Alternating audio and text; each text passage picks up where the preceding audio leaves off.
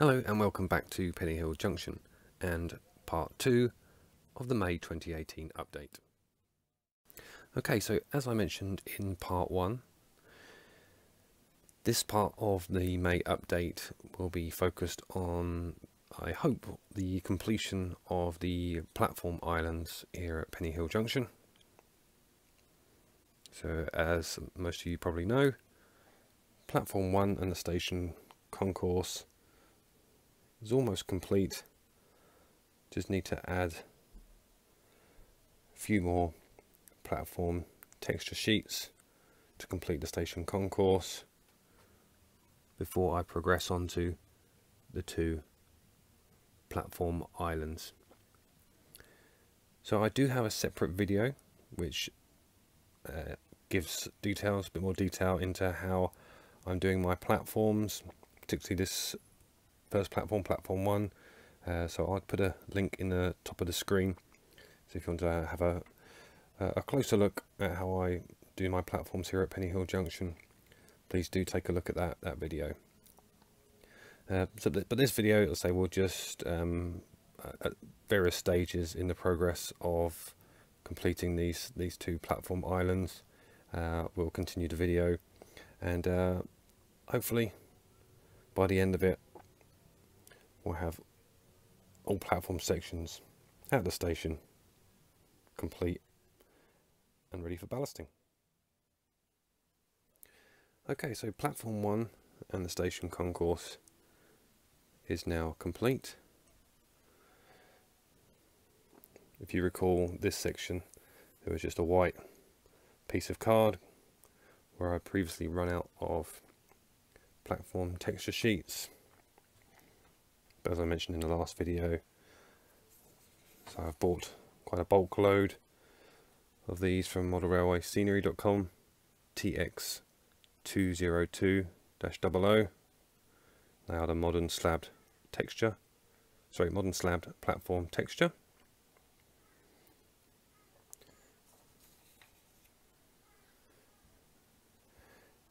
So now the platform 1 and the concourse is done, I can now begin on the final 2 platform islands. So something else I've got on order at the moment, which is I think due for delivery tomorrow, is I've bought some wheels kits, brick sheets, plastic brick sheets, which are going to be going on the edges here. So there'll be a stone wall which goes on the edge here, also along this edge, and again here. On this end of the platform will be stairs running down right across, and possibly a ramp at the far end. That will likely be repeated at this end also, again with stairs coming down to road level.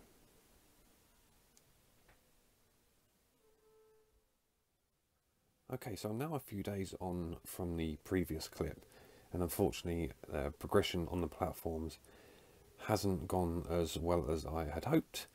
As you can see in front of you, I have all the platform islands on my work area here, and so far all I've managed to do is get the first cover of card onto the top surface. I think I underestimated on a couple of things. Firstly, how busy I was going to be at work this week, which has prevented me from getting up into the loft and onto the layout, but also how quickly we forget, and particularly these PECO concrete platform edges, which I need to obviously file down. As you can see, I've got that pile there, all these packets to do as well, and so far I've managed to complete 3. So that's going to take a fair amount of time to complete before I can even think about priming the edges and then getting them stuck onto the platform edges. So that's something that's obviously going to have to be done now when I return from holiday. However, what I can show you is some of the items that arrived earlier in the week. The majority of these are again related to the platforms and the station area. So I did mention earlier on in this May update that I have ordered the wheels, dressed stonework materials pack, and these plastic stone walls will be cut to size, and as I said, will run along this edge here, and then there'll be obviously fencing along the top, and that will be repeated on this side here right along. At some point as well it will form the edge of the station concourse here, again with fencing along the top. As I mentioned, each end of the concourse will be steps going down to the road surface. What I've also purchased is some evergreen scale models, polystyrene sheets or plastic sheets. So this is a 1mm thick plastic sheet, and when these are cut to size, these will be used for the platform ramps. Obviously it'll be a sort of half ramp here on platform 1 at either end, but it will be a full ramp for each of the other platform islands once they're in place. So I'll still use the ramp PECO platform edges, but rather than obviously using MDF or attempting to shave the edge of the MDF, I thought I'd use some plastic art on plastic sheets here, and that will obviously be covered again with the modelrailwayscenery.com platform texture sheets. And my final purchase for this month is this item here, which is part of the Woodland Scenics tidy track system, and this is the Roto wheel cleaner. It says there's for HO scale, but of course it works fine for 00 gauge.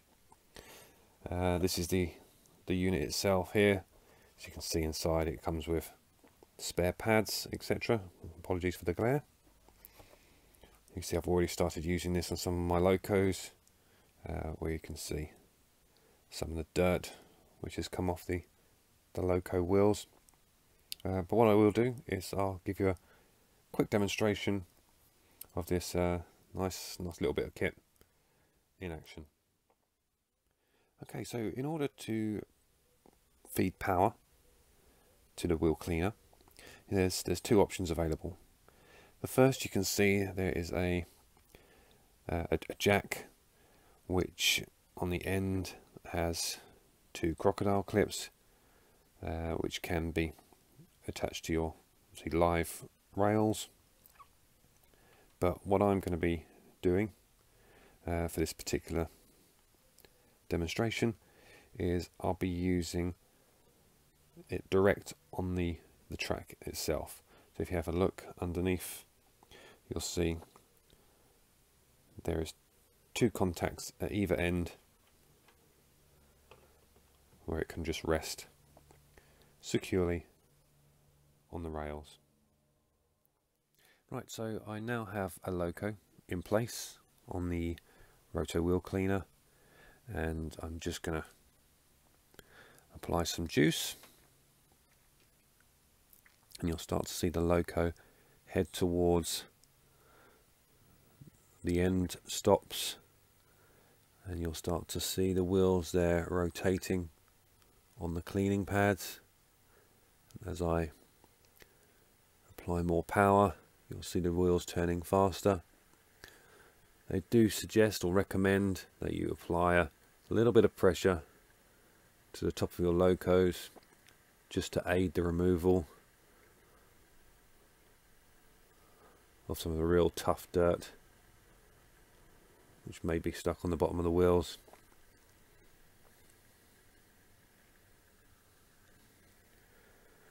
But you can ramp it right up if you wish. So say give them a good thorough clean.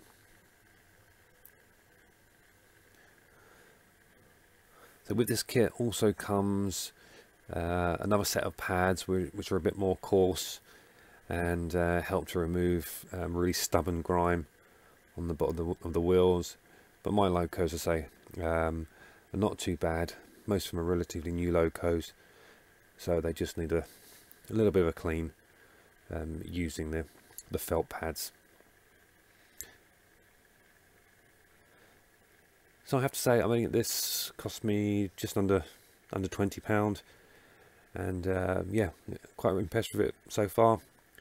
Very simple and easy to use, and yeah, it works well. I said it's done an excellent job of giving my locos a good clean and keep them running well.